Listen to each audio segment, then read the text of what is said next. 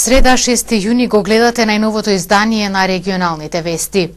16 годишно момче сопатник на мотор е повредено во сообраќајка што се случила вчера во Тетово.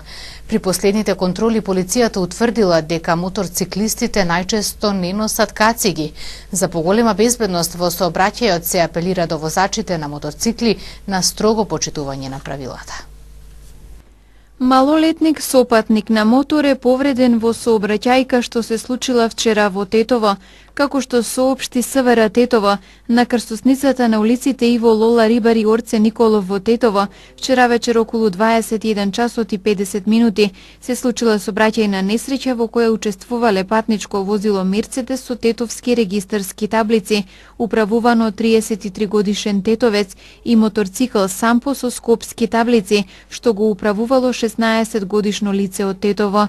Во несреќата сопатникот на моторциклистот на возраст исто така од 16 години со здобиените повреди пренесене во Тетовската клиничка болница за укажување на лекарска помош. Ова е само една од низата сообраќајки во кои како учесници се јавуваат моторциклисти, кои најчесто завршуваат со повреди на возачот или сопатникот на моторот, а неретко завршуваат и кобно за некој млад живот. При последните контроли полицијата утврдила дека моторциклистите најчесто не носат кациги. Познатиот моторџија Горан Хаџилјовски Чајка вели дека со квалитетна опрема за заштита помали се можностите за повреди. Луѓето пред се кога одлучуваат да купа или веќе имаат, најосновната, ја увек кажувам, работа е кацигата на глава. Подобро да ви тече пот него крв.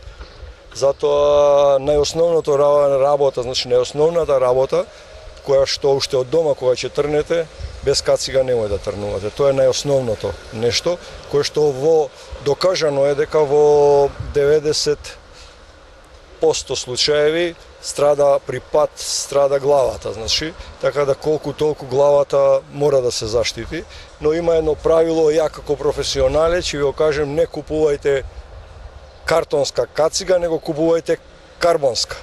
Има сега изобилие на кациги кои што може да ги купите. Поарно купите ја најевтината, а оригинал, отколку фалцот, а најскап. Тоа е исто правило кое што треба да му се даде еден голем приоритет.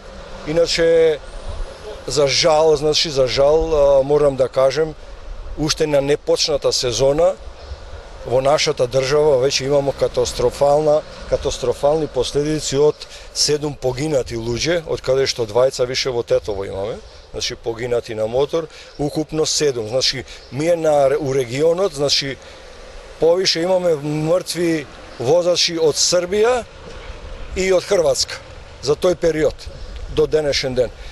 Возењето мотор станува небезбедно по улиците во Тетово поради големата фреквенција на возила и општиот сообраќајен хаос. За поголема безбедност во сообраќајот се апелира до возачите на моторцикли за строго почитување на правилата. Да ги разбирам младите кои што сакаат да го возат, но секако ја би им предложил, истој законот што е со полагање на 16 години да го применат, да ја пројдат таја аутошкола, сепак некако си искуство ќе стекнат со самото тоа знаење и возење на мотор, затоа што последиците јас ќе би трнал од себе, са страотни.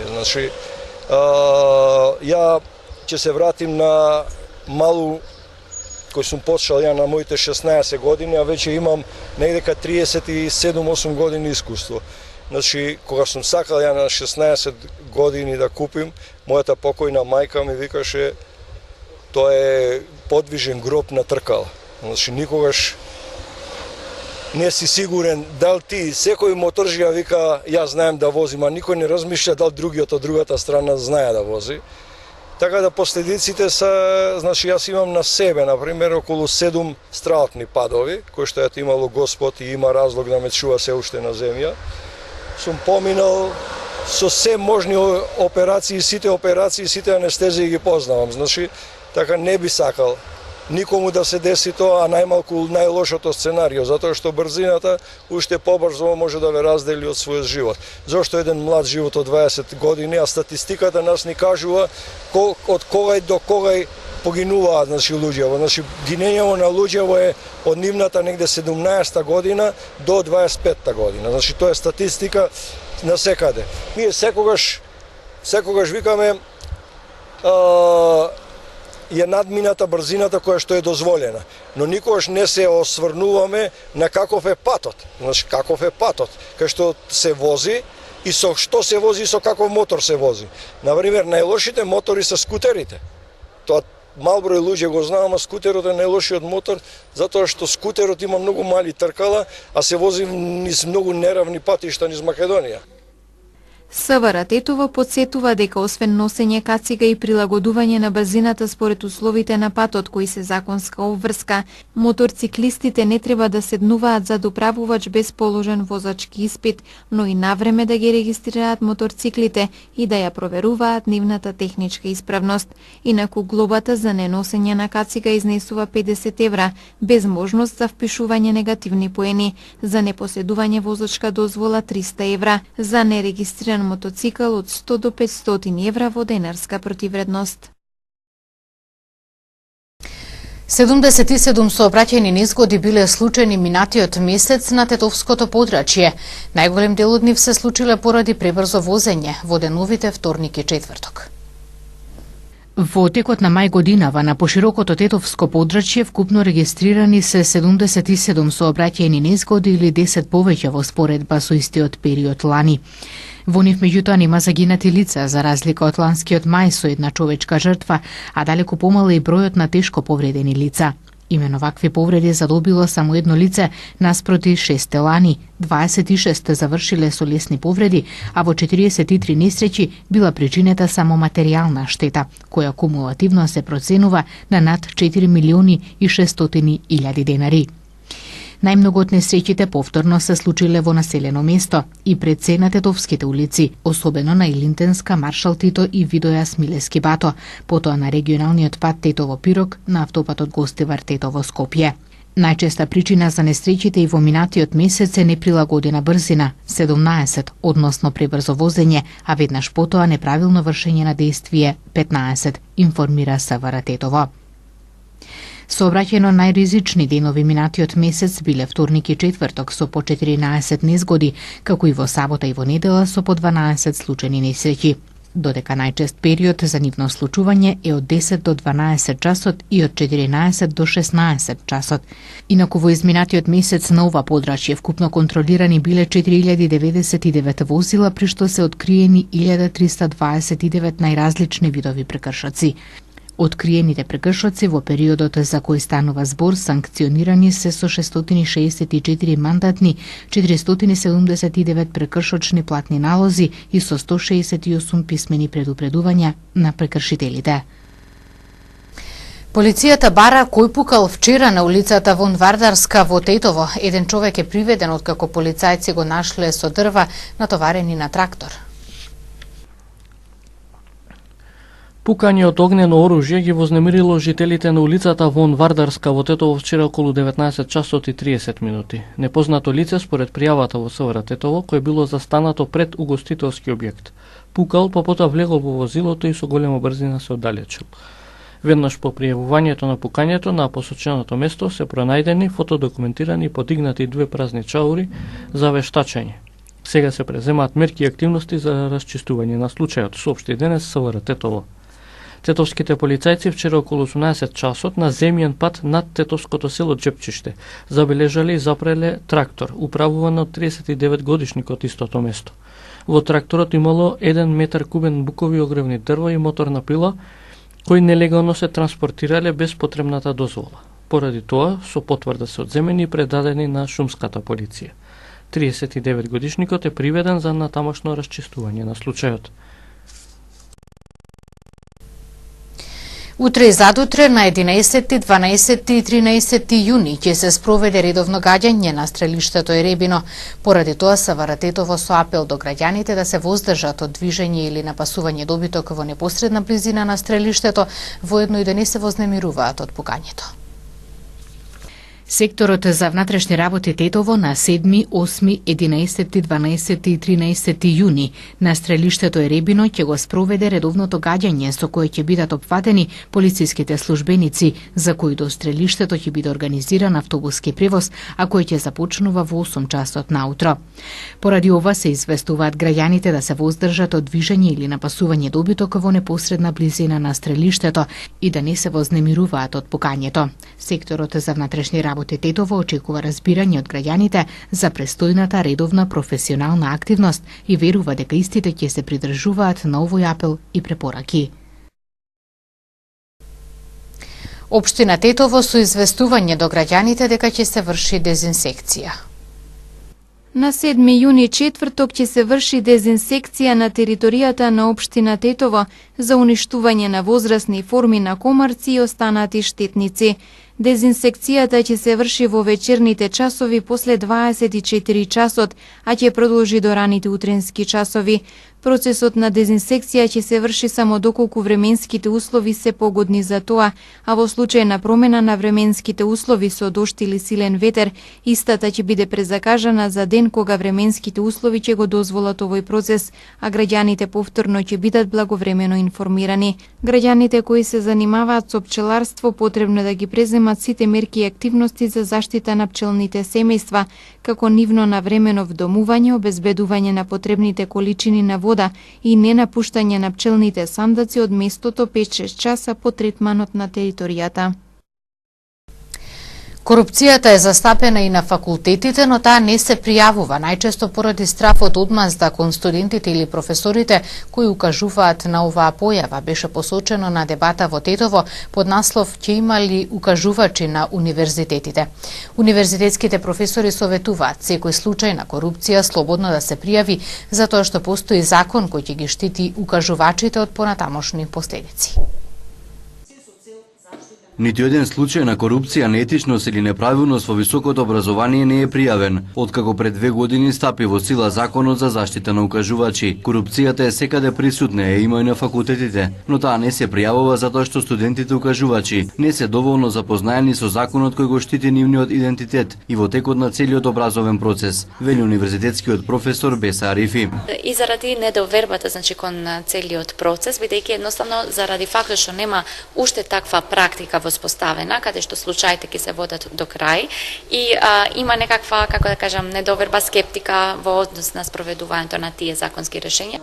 Законот за заштита на укажувачи им овозможува на студентите заштита ако случајот го пријават на самиот универзитет, но и во самите институции како јавно обвинителство, полиција и друго. Прво треба да се пристапи кон заштитено внатрешно пријавување, односно во рамките на самата институција.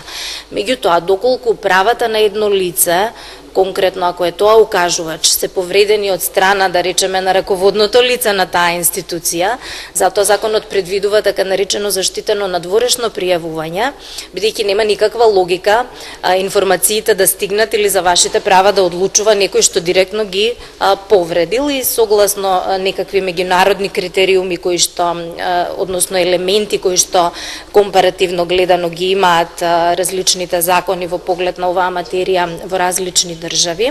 Арифи Трендафилова на дебатата во Тетово ќе имали укажувачи. Истакна дека факултетите имаат обврска да ги информираат студентите, но и професорите околу Законот за заштита на укажувачи, можностите и начинот на пријавување на корупција во високообразовните институции. Проектите кои се спроведуваат во рамки на Еразмус Плюс програмата се добра можност за нови искуства и знаења на учениците. Средното техничко училиште во Гостивар е вклучено во 2 такви проекти преку кои се реализираа посети во Хрватска и во Шпанија. Изминатиот период ученици и професори од Средното техничко училиште во Гостивар имаа можност да престојуваат на обуки во Хрватска и Шпанија, каде што стекнуваа нови искуства, пријателства и знаења. Ваквите студиски посети се реализираат во рамки на проектите кои училиштето ги спроведува преку програмата Еразмус Плюс. Во таа насока е формиран и клуб по англиски јазик, во кој членуваат средношколци од македонски, албански и турски паралелки кои имаат заеднички активности. Од тој клуб потоа изврвме ученици кои учествуваа на обука во Хрватска, 7 ученици, 1 професор. Имавме исто 2 матуранти на една обука исто во Хрватска за млади. Тука има, можност и со матуранти и со студенти од други земји да се запознаваат и да соработуваат. А другиот проект од програмата Erasmus Plus се вика продолжете да се насмевнувате и споделувајте. Се работи за една активност на мобилност, каде што 6 ученици од нашето училиште избравме исто од клубот по англиски поради нивниот течен англиски, учествува на 8-дневна обука во Шпанија, каде што се беше покриено, сите трошоци за превоз, престој и храна. И мислам дека многу помина убави, нови нешта научи да се запознаа со ученици од Шпанија, од Летонија, Литванија, Турција и Романија. Придобивките од овие проекти се многу значајни за учениците и за професорите, вели координаторката Вишка. Се добиваат можности за надополнување на знаењето, за усовршување на англискиот јазик, за познавање со други култури, како и зближување на самите средношколци од различни етнички заедници. Се зајакнува взаимната соработка меѓу учениците, бидејќи во наше училиште е проблем што учениците од разни етнички припадности учат во различни смени. Во овие клубови, во овие активности тие имаат прилика да се запознаваат меѓу себе и да видат дека всушност тие многу повеќе имаат нешта што им се слични отколку што им се различни. За наставниците ова може да го искористат и за нивниот професионален развој, да го имаат во нивното досие, не само да им стои во досието, но туку искуството, работите што може да ги научат, соработките што може да ги развиваат со разни професори од разни училишта се огромни, можностите се огромни. Вчера училиштето за потребите на клубот по англиски јазик доби донација од техничка опрема, лаптоп, проектор, озвучување, неколку таблети и слично во висина од околу 2500 евра. Обвинетиот за обид за убиство на Зијадин Села Александар Јаневски Тошта се онесвести среде судење. По ова судиката Славица Андреевска даде пауза за потоа да извести дека обвинетиот Тошта е на реанимација на клиниката за кардиологија. Само се да биде во ред со него, рече судиката и најави дека ослободениот од обвинение Сашо Сенков ќе го напушти затворот во Шутка. На денешното рочиште обвинителството направи преквалификација и за еден обвинет одлучи да го повлече обвинението поради недоволно докази, а за двајца да ги гони за насилство наместо за убиство во обид. На денешното рочиште надлежниот обвинител до судечкиот совет достави измена на обвинението за овие лица. Постапката против останатите обвинети продолжува без измени во обвинителниот акт. Врз основа на дополнителни сознанија, обвинителството презема и понатамошни действија за целосно расветлување на настанот во поглед на оштетениот Зијадин Села. За случувањата на 27 април обвинети се и Киреј Цане Ѓорѓиевски, Оливер Ошавковски, Саша Ценков, Николче Димитриевски, Александар Јаневски Тошта, Андреј Мицов, Никола Војминовски, Коста Делов и Стојан Павловски Кобра. Ние во текот на целата постапка со јавниот обвинител сме биле во коалиција и заедно одлучивме дека кон досега обвинетиот Сашо Сенков не треба да продолжува прогонот и истиот да биде ослободен. Што се однесува до другите обвинети, мислам дека за сите постојат факти и докази за нивната вмешаност во овој случај. Дополнително со обвинетелот ќе се консултираме, пошто во новата објавена снимка има и лица кои што не било фатени со ова обвинение. Потребни се итни реформи во судството, бидејќи недостатоци се уште постојат во транспарентноста и отчетноста, а во судовите се уште има предмети кои со години се без решение. Ова е заклучокот од завршната конференција на Институтот за човекови права, посветена на реформите во судството. Од таму велат, реформите во правосудството мора да се од корист на граѓаните. Ние само треба да се фокусираме било кои реформи, особено во областа на судство и обвинителство, да ни бидат приоритет од аспект на користа и придобивката што имаат граѓаните, а додадена вредност да ни биде Европската унија, а не нашиот фокус да биде дали ние со овие реформи ќе фатиме преговори, ќе биде штиклирано, нема да биде штиклирано, а граѓаните пак да не можат да си ги остварат своите права. Според анкетите на адвокатите, тие изјавуваат проблемот го лоцираат во однос на застарените предмети во бавното доставување на списите, особено тука се одразува и делот на одлучување по основ на предметите, особено тука во делот на управниот суд, каде што мал е бројот на предмети решени мериторно од страна на судиите, така што ова е на пракса која што се провлекува.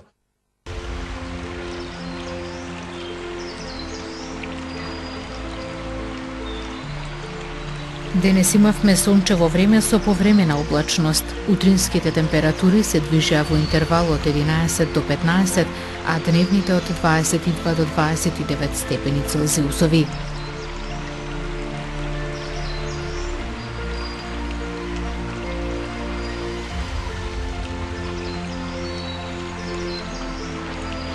Метеоролозите за утре прогнозираат нестабилност, поројни дождови, силен ветер и појава на град. Утринските температури ќе се движат во интервал од 10 до 16, а дневните од 22 до 28 степени Целзиусови.